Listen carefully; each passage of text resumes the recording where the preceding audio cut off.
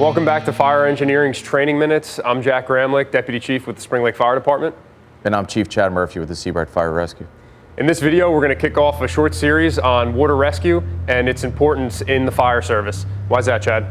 The modern day fire service is expected to be an all hazards provider to the public, whether that is a service call, medical calls, technical rescues. And I think a big thing that's overlooked within the fire service is water-based rescues. Water-based rescues are applicable anywhere in this country. Whether you have the Atlantic Ocean like we have here, tidal rivers, lakes, rivers, streams, ponds, retention basins, waterfalls, swimming pools. There's water everywhere in this country. And I think the water rescue aspect is very overlooked within the fire service. Yeah, I agree wholeheartedly. Where I'm at in Spring Lake, we have about 2 miles of beachfront. And a couple years back, one of my firefighters mentioned to me, hey, we're pulling a lot more people out of the ocean than we are out of house fires. And that's where we started to recognize the importance in developing a good program, both training and response to the open water environment, specifically the Atlantic Ocean that we cover, because we were starting to get a lot more of these calls, especially when our municipal lifeguards go off duty after hours. And what made you guys develop your water rescue team? So obviously fire duty's down everywhere. And again, we had the same blank presence of water rescue once the lifeguards went off duty, where there was rescues that needed to be made, lifeguards weren't here, it was relying on the fire service to make those rescues. So we took the initiative to build out a very robust water rescue program, which now works in conjunction with our ocean rescue program. That's great. And what I found is we were lucky in our firehouse to have firefighters who had that ocean rescue background. They had done time on the beach as lifeguards, and we found that incorporating their tactics into our water rescue program was actually a lot more effective than some of the water rescue training that we had received elsewhere, specifically your swift water, your flood water. Like you had mentioned to me before, there's all these different companies out there pushing out that type of training, but when you see those tactics applied in the ocean environment, it actually becomes pretty dangerous to our members. Taking the skills that you learn in a swift water rescue, even at the technician level, and trying to apply those into open surf, especially with a big wave day where you have 8 to 10 foot waves, it's just not going to work. It's no different than taking a West Coast wildland firefighter and putting them on the 7th floor of a Brooklyn tenement with their Pulaski rake, expecting them to do something. It's a really great comparison. You see these firefighters up and down the coast who are jumping in the ocean with their dry suit on, they're tethered with that thick life safety rope, they're wearing a helmet, a PFD, and unfortunately, that's just not an effective means of reaching a victim in the ocean.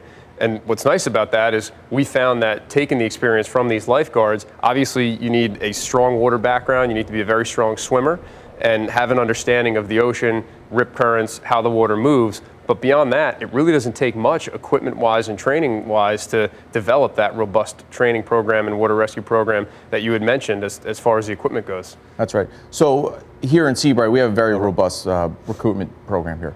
We recruit members from 3-4 different states.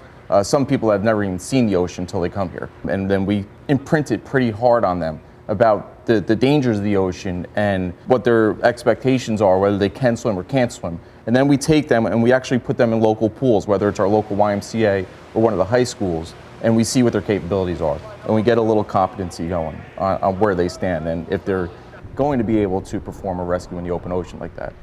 That sounds like a really unique district that you're covering. Where I come from in Spring Lake, we just have about 2 miles of Atlantic Ocean, which is just your textbook beachfront. What kind of area responsibility are you guys talking about? We have about 4 miles of open beachfront, but we're also responsible for covering the national park on Sandy Hook.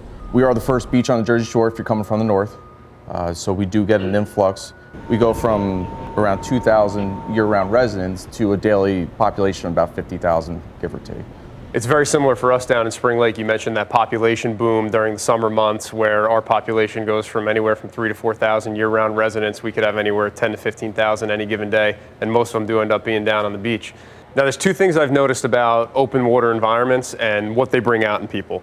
The first of which is firefighters and how they treat the open water environment, where we have this mindset where, like a structural fire, how we're trained, we put the gear on and we enter that ideal H atmosphere and we're protected and we have that kind of sense of invincibility, where there's a lack of respect for the open water environment.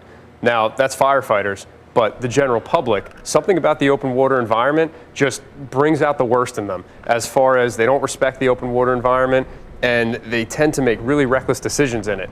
Now, where I'm at in Spring Lake, we usually just see swimmers in distress. We have very textbook shoreline, no inlets, so it's mostly just swimming-based emergencies. What are you guys dealing with in Seabright? So in addition to the swimming-based emergencies, we do have a very big recreational boating community, mainly on our riverside. And with that, we get anything from boat fires to collisions with the bridges, running grounds. We do a lot in regards to vessel-based emergencies. Now, as far as equipment and training, I found that it didn't end up taking up much room on my engine to have all the tools we need to respond to these water rescue calls. What kind of equipment do you operate with? It doesn't. We have everything that we need on your basic water rescue call in one compartment on our rescue engine. One compartment is really almost all on one shelf, so it doesn't take up much room. I think it's more the aspect of training your firefighters, reoccurring training, establishing a competency, and maintaining a standard. I couldn't agree more. Let's take a look at the apparatus. Let's go. So like we talked about, there isn't much requirement of space on your apparatus for water rescue equipment. We keep all ours in one single compartment. Within this compartment, we have different types of rescue flotation devices, the Peterson tube or the Burnside can. We carry the line bucket, and then we have also a Codex buoy, which is a datum point in the event of a submerged swimmer. So, like I said, the rescue flotation devices, we either have the Peterson tube, or we have the Burnside can. This is strictly based off of rescuer preference, depending on conditions usually. There's no real standard on which one they want to operate with. It's just whatever they decide.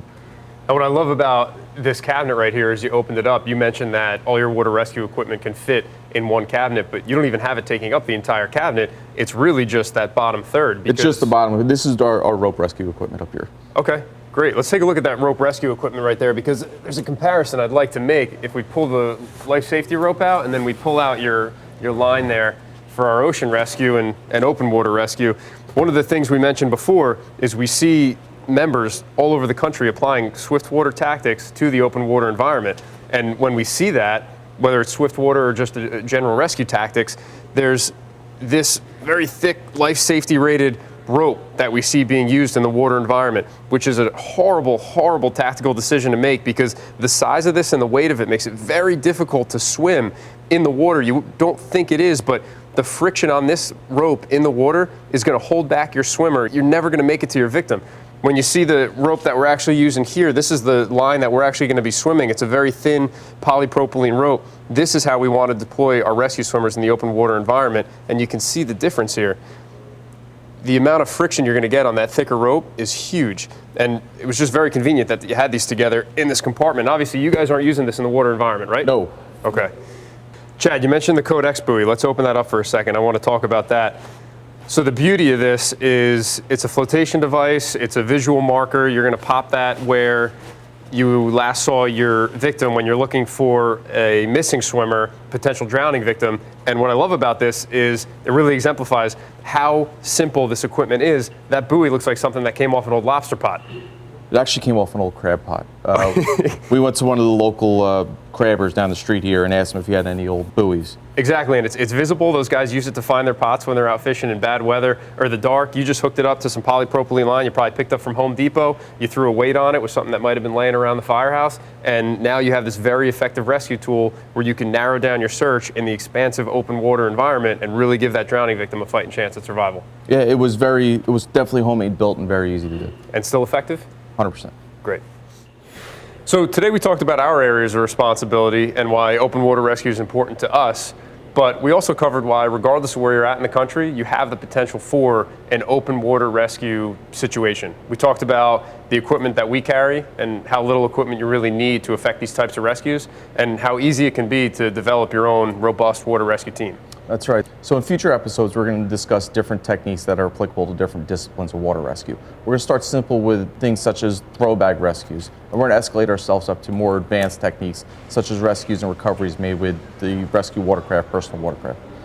Sounds great. Thanks for tuning in to Fire Engineering's Training Minutes. I'm Jack Gramlich. And I'm Chief Chad Murphy.